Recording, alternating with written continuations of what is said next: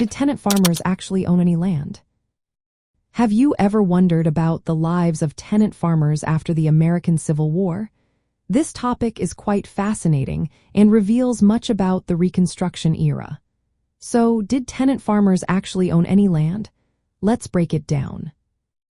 After the Civil War, the South faced a huge challenge. The economy was in ruins, and the agricultural system needed to change. With slavery abolished, landowners had to find new ways to work their fields. Freed people and many poor whites were looking for ways to earn a living. This situation led to the rise of tenant farming and sharecropping. Tenant farming and sharecropping are similar but different. In both cases, farmers did not own the land they worked. Instead, they used land owned by someone else. Tenant farmers typically rented land from a landowner. They often paid with cash or a share of the crop.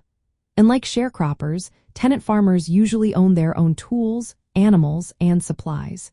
This gave them more control over what they planted and how they farmed. After the harvest, tenant farmers sold their crops and paid the landowner the agreed rent. This means they did not own the land, but they owned the crops until they sold them. This setup allowed tenant farmers a bit more independence compared to sharecroppers, who owned very little. Sharecroppers, on the other hand, usually owned nothing but their labor. The landowner provided everything needed to farm, including land, tools, seeds, and sometimes even food and housing. In return, sharecroppers gave the landowner a large portion of the crop, often half. This left sharecroppers with little say in how the farm was run. So, to answer the question, tenant farmers did not own any land. They rented it. However, they often owned their equipment and supplies, and they owned the crops they grew until they sold them. This situation was different from sharecroppers, who had even less control and owned even less.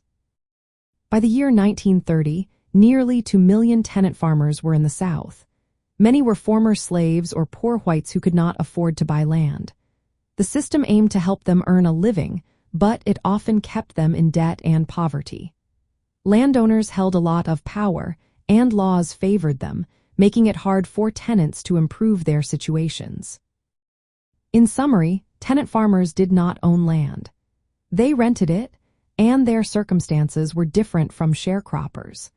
Both systems emerged from the economic and social changes after the Civil War and played a major role in shaping life in the South during the Reconstruction era and beyond.